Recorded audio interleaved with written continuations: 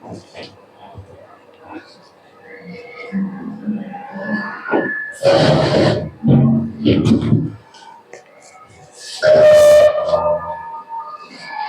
Guys, welcome to the my channel. My name is Priyanka Swami और ये मेरा वीडियो तीसरा है। और राम राम, सत श्री अकाल, अस्सलाम वालेकुम, what ever you connected feel with. तो आज का हमारा न्यू चैप्टर स्टार्ट हो रहा है, चैप्टर नंबर 2, जिसका नाम है चैप्टर 2, रासायनिक अभिक्रियाओं के प्रकार। ठीक है, रासायनिक अभिक्रिया वही होती है जब दो या दो से अधिक एलिमेंट्स मिलकर एक यौगिक का निर्माण करते हैं, जिसे प्रकृति पर या कुछ जीवों पर असर पड़ता है, उसे रासायनिक अभिक्रिया कहते हैं। और रासायनिक अभिक्रिया के थ्रू ही जल बनता है। जैसे हाइड्रोजन आयन हिमेस आयन से जब रिएक्ट करता है तो यह H2O बना लेता है। इसे क्या कहते हैं? इसे जल कहते हैं। तो ये रासायनिक अभिक्रिया हुई जब दो एलिमेंट्स आपस में रिएक्शन करके जल बना रहे हैं, जिससे हमारी खाद्य श्रृंखला चलती है। हमारा पूरा जल मंडल इस प्रकार से बना हुआ है। तो ये बहुत इम्पोर्टेंट है, इसे रासायनिक अभिक्रियाएं कहते हैं। यहाँ तक कि रासायनिक अभिक्रियाओं से ही हमारा ब्रह्मांड का निर्माण हुआ है। बहुत ही करोड़ों अरबों साल पहले एक छोटे से माइनर से पॉइंट से हमारी ये जो पूरी पृथ्वी है वो बनी है। किस तरीके से? रासायनिक अभिक्रियाओं के होने से बनी है। ये सागर, ये तालाब और ये बादल वगैरह और मिट्टी में खनिज लवण के अंदर पानी, ये सब कुछ रासायनिक अभिक्रियाओं की वजह से हुआ है। तो चलो, मिस्टर कहाँ चला जाता है? एक मिनट गाइस।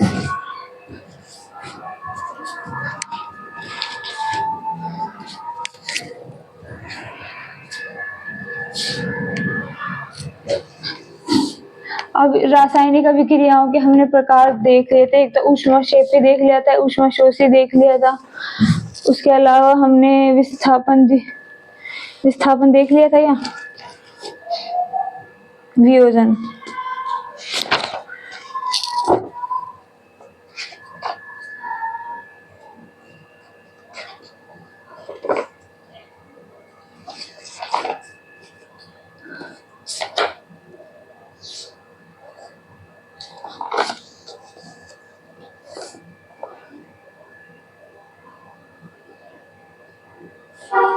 और हमने रासायनिक अभिक्रियाओं को संतुलित करना भी सीख लिया था। जैसे इसी बोले hydrogen plus oxygen equals to H2O। क्या ये संतुलित रासायनिक समीकरण है? नहीं।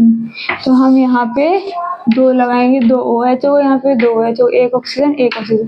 अब कहेंगे इसको संतुलित रासायनिक समीकरण। ठीक है, ये संतुलित रासायनिक समीकरण है।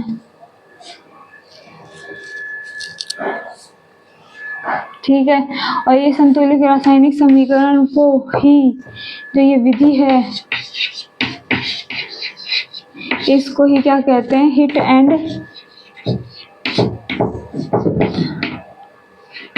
ट्रायल विधि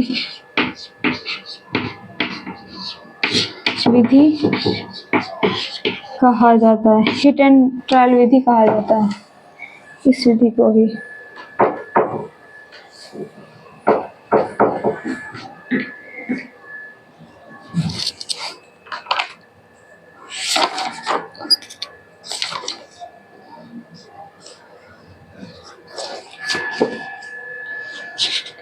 देखो, हमने क्या क्या पढ़ लिया था, एक बार हम वापस से रीमेमोराइज कर लेते हैं। सबसे पहले हमने संयोजन अभिक्रिया पढ़ी, यानी 2 या 2 से अधिक तत्व मिलकर एक उत्पाद का निर्माण करते हैं, तो उसे संयोजन अभिक्रिया कहते हैं। संयोजन के बाद में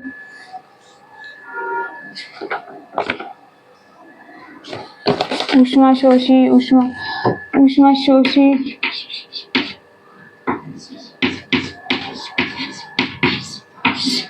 तीसरा ऊष्माक्षेपी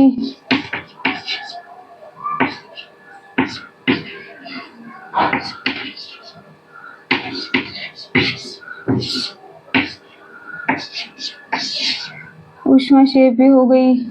फिर आती है हमारी वियोजन,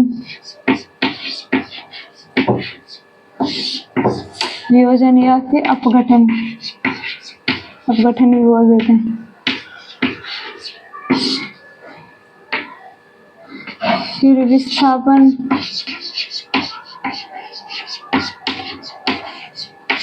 इसके साथ ही द्विविस्थापन,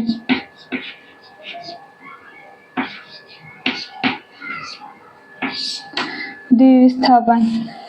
लास्ट में हमारा टॉपिक आएगा संक्षारण,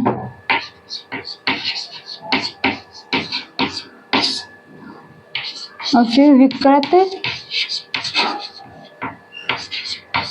गंधी। बस ये हमारे इम्पोर्टेंट टॉपिक है। तो संयोजन हमने पढ़ लिया, ऊष्माशोषी जिसमें ऐसी अभिक्रियाएं जिनमें ऊष्मा का उपयोग होता है और नए उत्पादों का निर्माण होता है। ऊष्माक्षेपीय अभिक्रिया जिसमें नए अभिजीर्ण अभिक्रियाओं को पूर्ण करने के लिए ऊष्मा की आवश्यकता न होकर वह अभिक्रिया होकर ऊष्मा का ह्रास करती है। यह उस अभिक्रियाओं को ऊष्माक्षेपीय अभिक्रियाएं कहते हैं।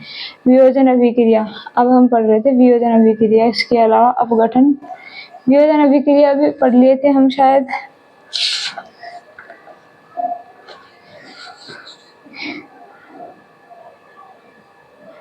वियोजन अभिक्रिया वही अभिक्रिया ये है कि जब एक या एक से अधिक पदार्थ टूटकर से दो या दो से अधिक उत्पादों का निर्माण करते हैं, उसे वियोजन अभिक्रिया कहते हैं। जैसे 2FeSO4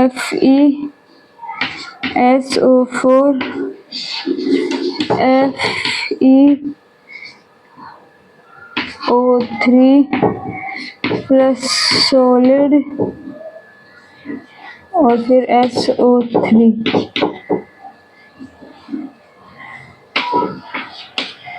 तो इसमें क्या है कि फेरस सल्फेट है जो टूटकर फेरस ऑक्साइड में बदल रहा है, सल्फर डाइऑक्साइड में बदल रहा है, सल्फर ट्राइऑक्साइड में बदल रहा है। तो यह दो या दो से अधिक अभिक्रियाओं का निर्माण कर रहा है, इसलिए इसको वियोजन अभिक्रिया कहा जाता है। अब आता है विस्थापन अभिक्रिया। इसको पूरे को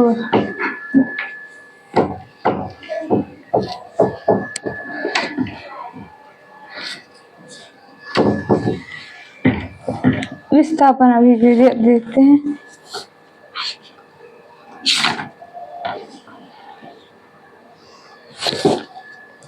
विस्थापन अभिक्रिया में क्या होता है कि जैसे कोई एलिमेंट है, दो एलिमेंट है, दोनों तरफ, जिसमें से एक एलिमेंट ज़्यादा पावरफुल होता है दूसरे एलिमेंट के वजह से, तो वो अपने संगम वाले या अपने से कमजोर वाले को छोड़कर दूसरे के साथ में अटैच हो जाता है। इसी वजह से इसको क्या कहा जाता है, विस्थापन अभिक्रिया कहा जाता है। अगर एक एटम विस्थापित होता है तो वो विस्थापन अभिक्रिया होती है। अगर ये दो या दो से अधिक विस्थापित होते हैं दोनों साइड में से, उत्पाद अभिकर्मक में से, तो उसे द्विविस्थापन अभिक्रिया कहा जाता है। तो एक बार हम इसके एग्जाम्पल देख लेते हैं।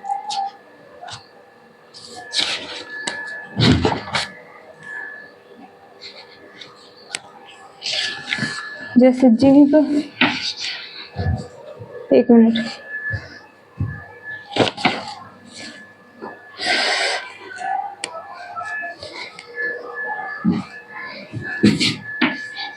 जैसे जिंक है, कॉपर सल्फेट है, FeSO4 प्लस Cu। तो इसमें क्या हुआ, यहाँ पे FeSO4 Cu आ गया,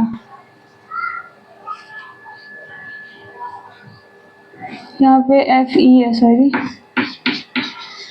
तो इसमें क्या हुआ, जो ये Fe है वो इससे ज़्यादा पावरफुल है, कॉपर से ज़्यादा पावरफुल है, इसलिए इसने इसको विस्थापित कर दिया और इसका स्थान ले लिया।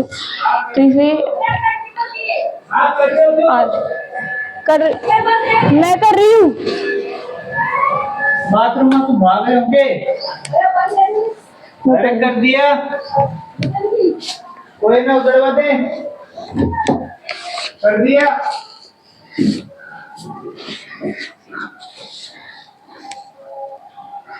FeSO4 और जो ये कॉपर था वो उसने सल्फेट के साथ रिएक्ट करके कॉपर सल्फेट और इसने कॉपर को अलग कर दिया। इसने क्या किया, फेरस ने कॉपर सल्फेट को कॉपर को हटाकर कॉपर की जगह ले ली क्योंकि इससे ज़्यादा पावरफुल था और इसने कॉपर को ऐसे बाहर निकाल दिया। अब है एक और देख लो Pb, इसमें क्या है, Pb सॉलिड है प्लस CuCl3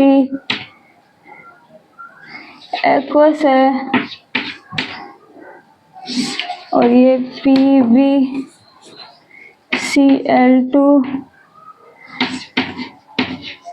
एक्वस है प्लस Cu है। तो इस सभी के क्या हो रहा है, इसमें लेड है, कॉपर क्लोराइड है और लेड क्लोराइड है और Cu है।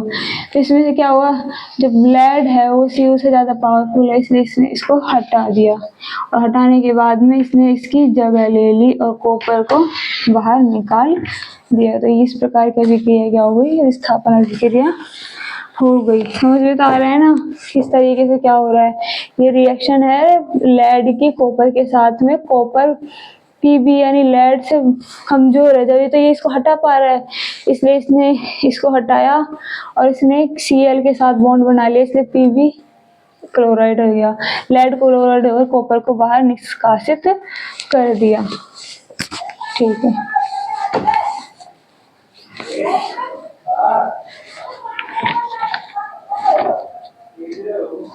जिंक तथा लेड कॉपर की अपेक्षा अधिक क्रियाशील तत्व हैं, वे कॉपर को उसके यौगिक से विस्थापित कर देते हैं। जो जिंक है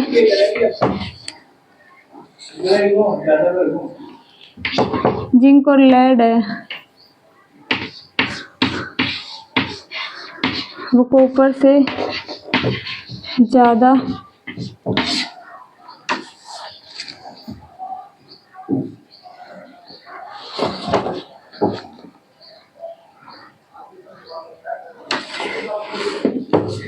क्रियाशील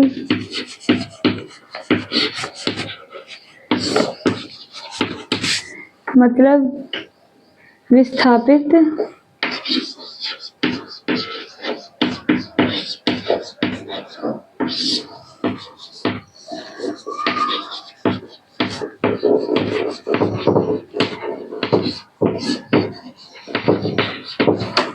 कर सकते हैं।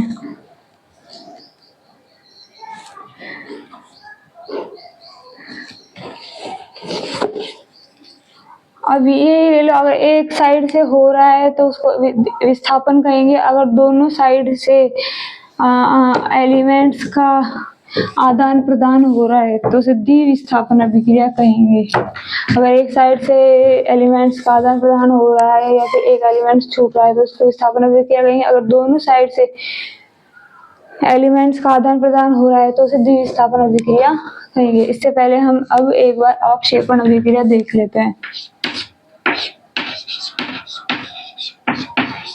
अवक्षेपण क्या होती है? अवक्षेपण अभिक्रिया सोचो जरा, नाम से नहीं पता लग रहा। अवक्षेपण यानी अवक्षेप। तो इस अभिक्रिया के दौरान हमें एक अवक्षेप जो किसी काम का नहीं होता है या फिर किसी के घिसने से, अवक्षेप आप जानते ही हो, उतरा छड्डा वाला, गंदगी वगैरह, तो इसे अवक्षेप भी कहते हैं, जो कभी कभी फायदेमंद भी होता है और ये नुकसानदेह भी होता है। अवक्षेप के लिए ये लिख देती हूँ Na2SO4 BaCl3 ClBaSO4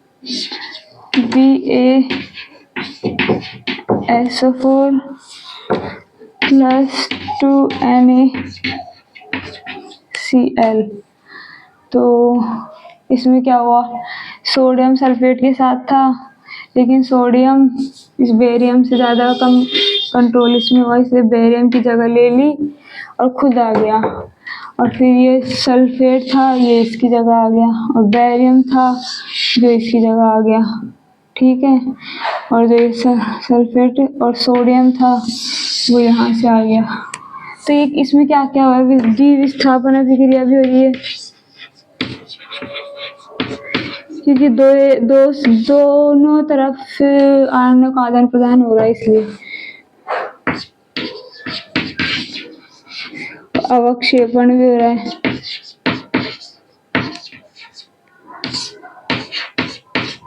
अवक्षेपण भी दोनों तरफ अवक्षेपण भी हो रहा है। जैसे बेरियम सल्फेट क्या है, इसमें एक अवक्षेप है।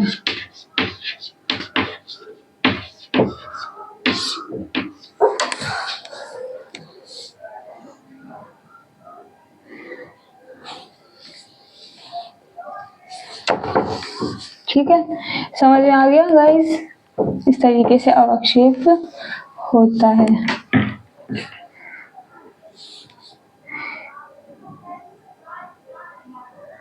द्विविस्थापन अभिक्रिया मैंने बताई थी, वे अभिक्रिया जिनमें अभिकारकों के बीच आयनों का आदान प्रदान होता है उसे ही द्विविस्थापन अभिक्रिया कहा जाता है।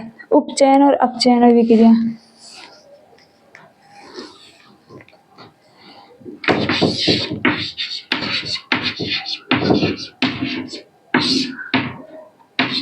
उपचयन अभिक्रिया। उपचयन अभिक्रिया क्या होती है? उपचयन अभिक्रिया वह अभिक्रियाएं होती हैं जिसमें ऑक्सीजन की वृद्धि होती है और हाइड्रोजन का ह्रास होता है, वह उपचयन अभिक्रिया कहलाती है।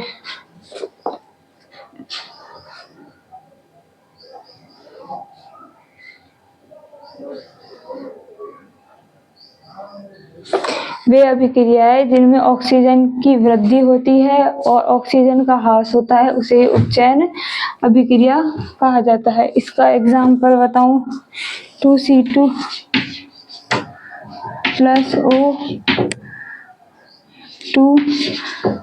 तापन दिया और 2CuO। ठीक है, एक Cu प्लस H2 तापन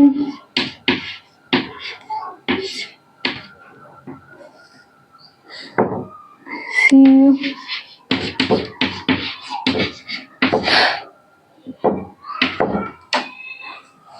देखो इसमें क्या है, कार्बन है, कार्बन ने Cu है, Cu 2Cu। जो 2Cu है वो ऑक्सीजन के साथ अभिक्रिया करके ताप दिया जाता है इसको, तो यह कॉपर ऑक्साइड बनता है। और कॉपर की अभिक्रिया जब हाइड्रोजन से करवाई जाती है तो ताप मिलता है, तो कॉपर मिलता है और कॉपर जल का निर्माण होता है। जल का निर्माण होता है। इस तरह की उपचयन अभिक्रिया कहलाती है जिसमें ऑक्सीजन की वृद्धि हुई है। यहाँ से ऑक्सीजन नहीं है इसके पास, कॉपर के पास, यहाँ पे ऑक्सीजन की वृद्धि हो गई तो ये उपचयन अभिक्रिया होगी। कॉपर के पास यहाँ पे नहीं है ऑक्सीजन, यहाँ पे भी सेम है लेकिन हाइड्रोजन की यहाँ पे वृद्धि हुई है। यहाँ पे ऑक्सीजन मिल गया, वहाँ पे बिल्कुल भी ऑक्सीजन नहीं था, अभी यहाँ पे ऑक्सीजन मिल गया, तो इसको क्या कहते हैं, इसको भी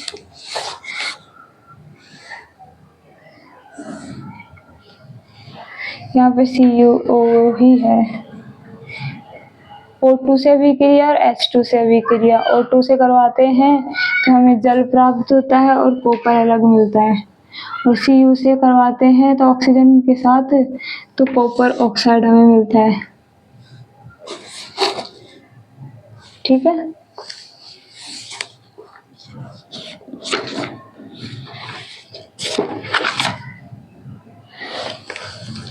रेडॉक्स अभिक्रिया है।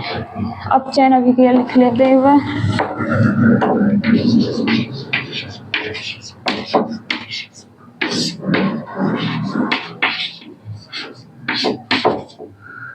ऐसी अभिक्रिया है जिसमें ऑक्सीजन की कमी होती है और हाइड्रोजन की अधिकता होती है, उसे ही अपचयन अभिक्रिया कहते हैं।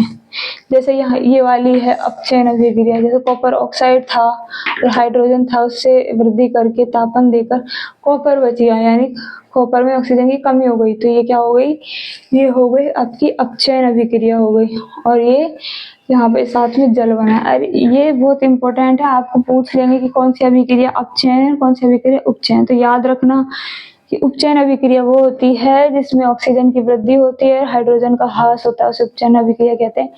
अपचयन अभिक्रिया वे होती है जिसमें ऑक्सीजन की कमी होती है और हाइड्रोजन आयन की अधिकता होती है अभिक्रिया करने पर, तो उसे ही क्या बोलते हैं, अपचयन अभिक्रिया कहते हैं। अब इसके अलावा रेडॉक्स अभिक्रियाएं, रेडॉक्स अभिक्रियाएं क्या होती है,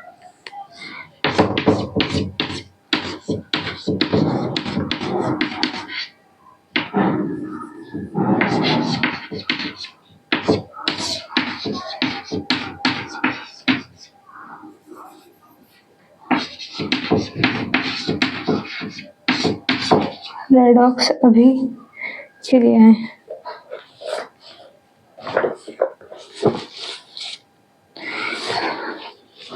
ऐसी अभिक्रिया है जिसमें अपचयन और उपचयन साथ में होता है, अपचयन और उपचयन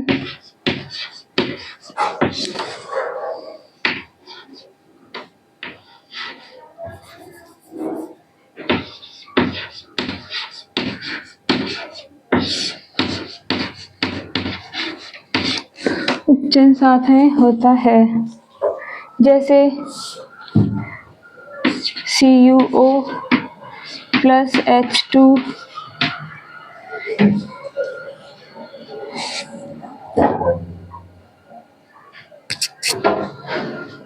चल रहा है क्या,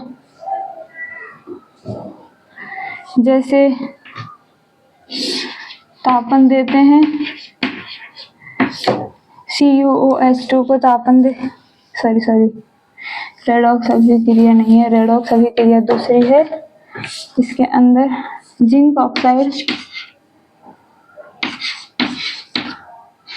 प्लस कार्बन, तो ये जिंक प्लस ऑक्साइड बनेगा Mn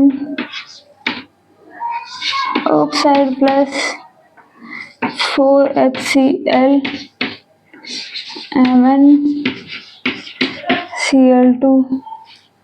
plus 2H2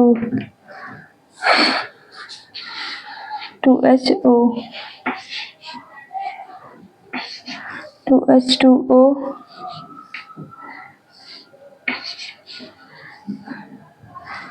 plus Cl, ठीक है। ये दोनों क्या है, रेडॉक्स अभिक्रियाएं हैं।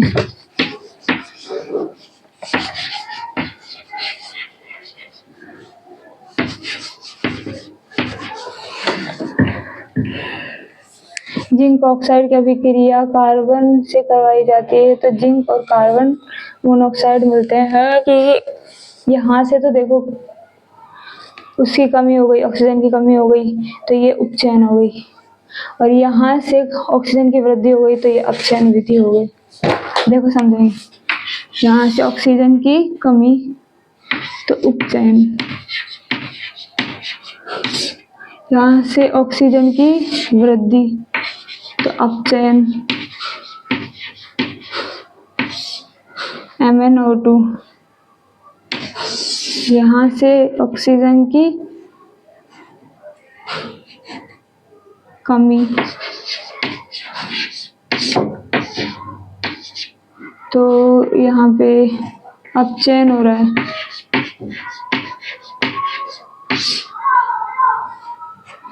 Cl, और यहाँ पे हाइड्रोजन है, हाइड्रोजन में ऑक्सीजन की वृद्धि हो गई, ऑक्सीजन की वृद्धि तो ये उपचयन हो गई। MgCl2 क्लोरीन अलग बच गया, समझ आ रहा है। इस अभिक्रिया में अपचयन और उपचयन दोनों तरफ से हो रहा है, ऊपर इधर से भी अपचयन उपचयन हो रहा है, इधर से भी अपचयन उपचयन हो रहा है, दोनों तरफ से अपचयन उपचयन हो तो उसे ही क्या कहते हैं, रेडॉक्स अभिक्रिया कहते हैं। तो सिंपली हमें कह सकते हैं जिस अभिक्रियाओं में अपचयन और उपचयन दोनों शामिल होता है उसे ही रेडॉक्स अभिक्रिया कहते हैं।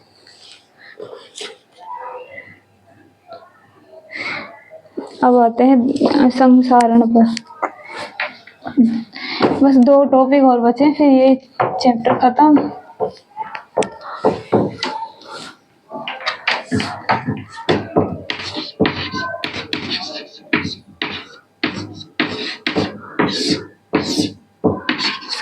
संसारण क्या होता है?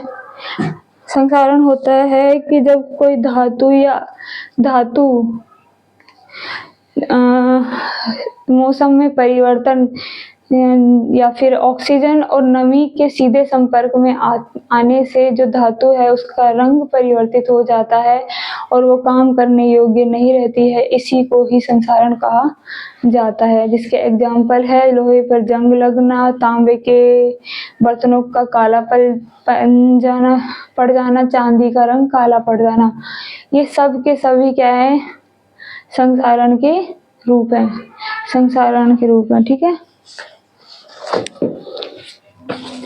इसमें देख लेते हैं क्या है। और जो ये संसारण का है ये लाल भूरे रंग का होता है।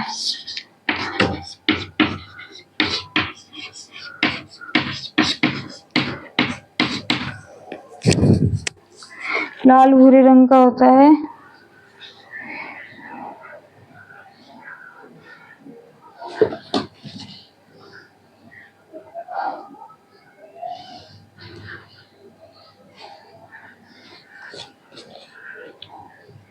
साधारण के कारण कांच के ढांचे, पुल, लोहे की रेलिंग, जहाज तथा धातु विशेषकर लोहे से बनी वस्तुएं को भी क्षति पहुंचती है। लोहे का संसारण एक गंभीर समस्या है।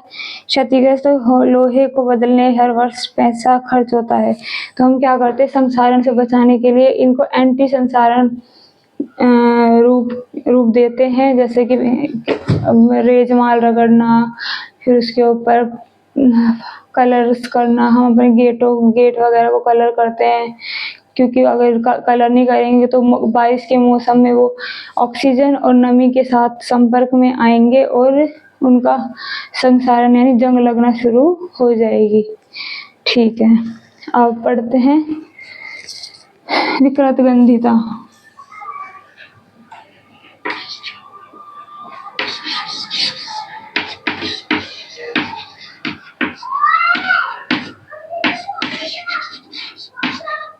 विकृत गंधिता क्या होती है?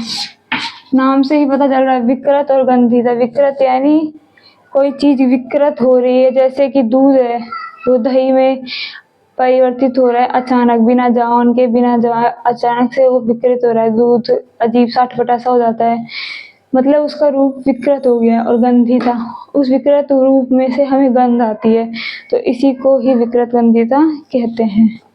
इसमें क्या है, उपचयित होने पर तेल एवं वसा विकृत गंधी हो जाती है तथा उनके स्वाद तथा रंग बदल जाते हैं। प्राय तेलीय वसायु सामग्रियों में उपचयन होने रोकने वाले पदार्थ प्रतिऑक्सीजन।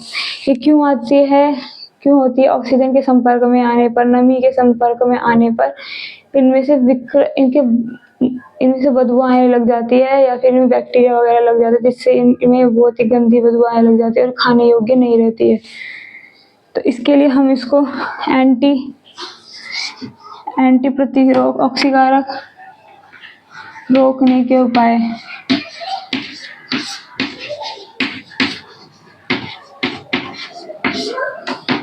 एंटी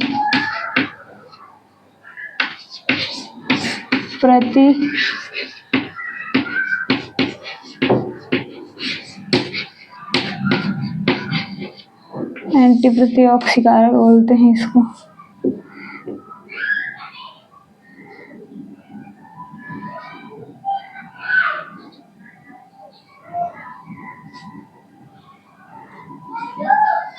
वायुरोधी बर्तनों में खाद्य सामग्री रखने से उपचयन की गति धीमी हो जाती है। वायुरोधी बर्तन रखे हुआ ढक कर रखते हैं हम अपनी रोटियों को, ताकि उसमें वायु ना जाए और नमी ना जाए, नहीं तो वो खराब हो जाएगी वो जल्दी। वायुरोधी बर्तन,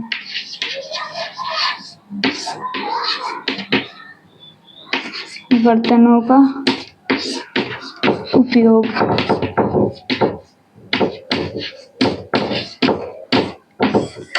वायुरोधी बर्तनों का उपयोग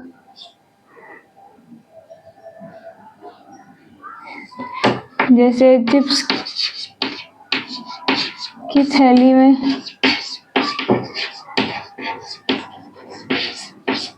नाइट्रोजन गैस भरी जाती है। क्यों? नाइट्रोजन क्यों? क्योंकि ऑक्सीजन नाइट्रोजन से अधिक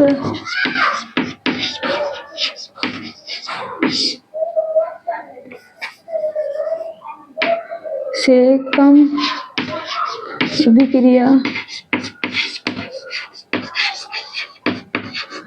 करता है,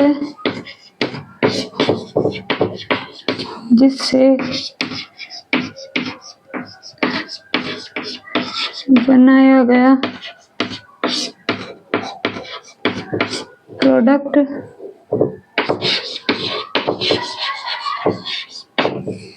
लंबे समय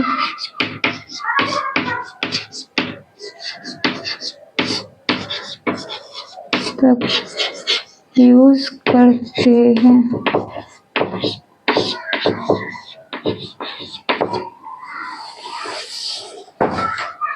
ठीक है,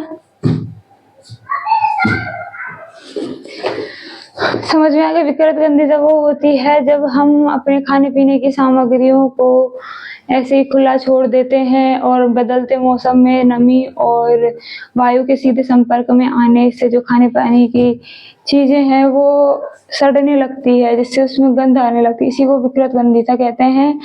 और इनको रोकने के उपायों में है एंटी प्रतिऑक्सीकारक इनमें डाले जाते हैं। वायुरोधी बर्तनों का उपयोग किया जाता है, ताकि जैसे कि रोटी के बर्तन होते हैं उसको हम ढक कर रखते हैं ताकि वो विकृत गंधीता ना हो जाए वायु के संपर्क में आने पर। और फिर चिप्स है, चिप्स नाइट्रोजन गैस भरी जाती है चिप्स के अंदर, वो इतनी फूली फूली होती है, हम सोचते इतना सब कुछ है इसमें, इतना ज़्यादा भरा हुआ निकलते हैं तो वो 2 3 4 निकलते हैं, लेकिन उसके अंदर नाइट्रोजन गैस भरी जाती है ताकि वो लंबे समय तक चल सके। नाइट्रोजन गैस ही क्यों भरी जाती है? क्योंकि ऑक्सीजन नाइट्रोजन से कम अभिक्रिया करता है, कम क्रियाशील होता है, नाइट्रोजन से कम क्रियाशील होता है।